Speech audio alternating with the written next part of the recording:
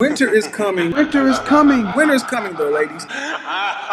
This is the face of the man who just heard all of his peers yell A minor. This is the face of a man who just got 5 Grammys for one song. Got as many Grammys for one song as this man has in his entire career. Kendrick just opened his mouth.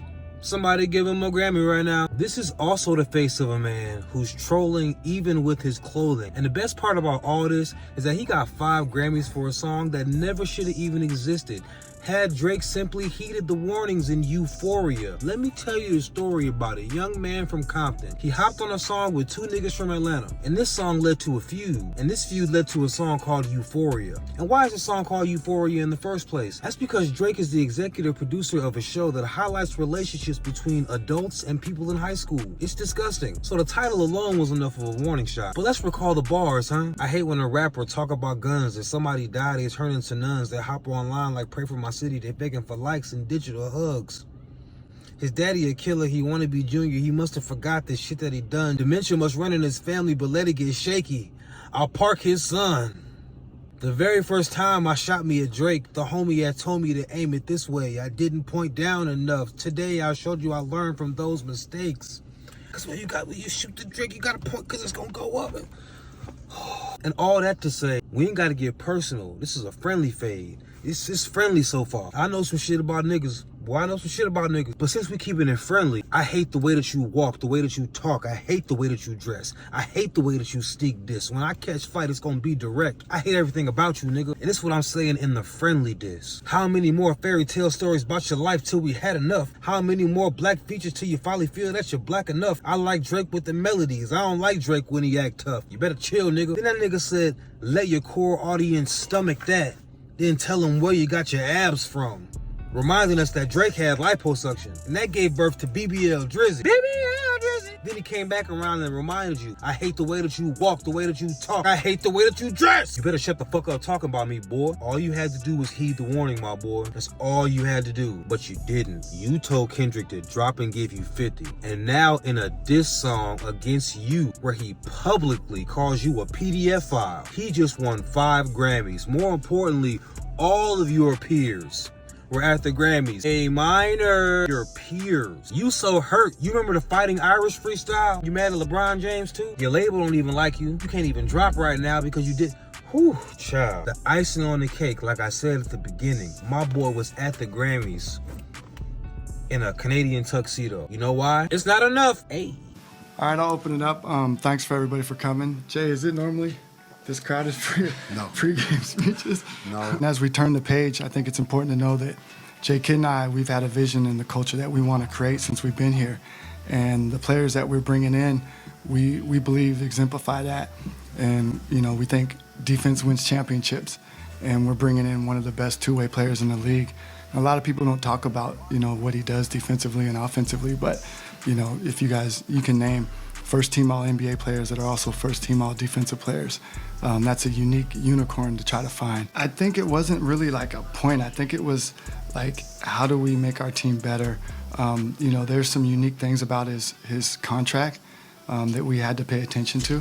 There's other teams that were loading up, that he was going to be able to decide make his own decision at some point of whether he wants to be here or not, whether we want to supermax him or not, or whether he wants to opt out. So I think we had to take all that into consideration and feel like we got out in front of what could have been a tumultuous summer. Nico, did you have any indication from him or his representation that he was going to opt out or not take the extension or anything like that? No, not at all. Not at all. Nothing verbally that would lead me to believe that. Well, why would the Supermax be a difficult decision on your end?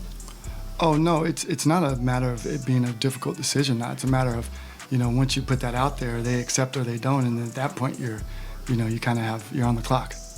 Did you have discussions with any other teams besides the Lakers about this deal? No, and I'd like to give Rob Pelinka a lot of credit. Trades, you guys have been around here, trades don't happen at the smallest level without stuff getting out. And Rob and I were able to have, really intense conversations over the course of, 3 or 4 weeks that started out as a coffee that, was more, hey, would you ever, I don't know, would I? Let me think of, and then it built upon that. And you know, we kept it between us. We had to keep it tight. J Kidd didn't know about it, but J Kidd and I are aligned, and we talk about archetypes, and we talk about the culture that we want to create. So I know the type of players that he likes without actually talking to him. Hey, would you like, you know? So I know that, and J Kidd coached them when they won a championship. So I think when you're aligned with your coach like that, I know the type of players that he likes, and so I felt good about it making sense to where we're trying to go. By now we all know about the Luka and Anthony Davis trade, but nobody is talking about Jason Kidd. Jason Kidd is sick as hell right now. Jason Kidd cannot believe they did that shit without telling him. Jason Kidd is one of the most stoic people I have ever seen or have observed in my life, but he also got a face like mine. You can't really hide your disgust when you mad, and homie is pissed. I don't even understand why he was at that damn press conference, to be honest with you. You would think that Jason Kidd would start to look at some of the positives though, you know, because at the end of the day, you got to coach this team. You got Kyrie. Kyrie's free to be a 40-point-a-night type of nigga. Anthony Davis is good in defense. Luka is a defensive liability, so immediately you're so much better defensively. Also, Anthony Davis wanted to play the 4 instead of the 5. Y'all got 2 5s, and AD can play the 5 at the end of the game if you need to, depending on how it's going. They've been on Luka's ass for the past several years about his conditioning, and when your best player is poorly conditioned, it's really easy for all the other players to look at the top and be like, well, bro ain't doing it. Like, I understand he's a superstar, but it's not really setting a good example for the rest of the team. So as a coach, I would think J Kidd would be excited about the opportunity to prove himself first of all, and AD, Kyrie, let's make this shit work. But here's the problem. Somebody in my comment section called Anthony Davis Day 2 Davis. Can you imagine the nightmare it is to coach Anthony Davis? He is a very serious part of your offense and your defense, but day to day, you don't know if this nigga finna be available because he's always hurt. Anthony Davis is the most diabolical nickname I've ever heard from this nigga, and that's what he shall be known as from now on because... But Luka, for real, 270? Fam on the court with a beer belly. Are you serious, cuz? I understand you cold, but 270? You're bogus as fuck, bro. 270? Well, how he gain all that weight? Texas. Texas got some of the best food in America. The sauce in Slovenia ain't got all them calories like that, boy. That Texas will do it to you. It takes a certain kind of discipline. And if I was Luka, honestly, I will be sick. Sick as fuck. Never mind the basketball aspect. Fuck all of that shit, G. I'm finna lose out on 116 M's when I re-sign next year. Not to mention I went from Texas to California. It's a completely different tax bracket. So not only am I missing out on 116 M's extra, I wasn't paying state taxes in Texas. Now I gotta pay all these damn taxes in California. Boy, if I was Luka, I'd be sick.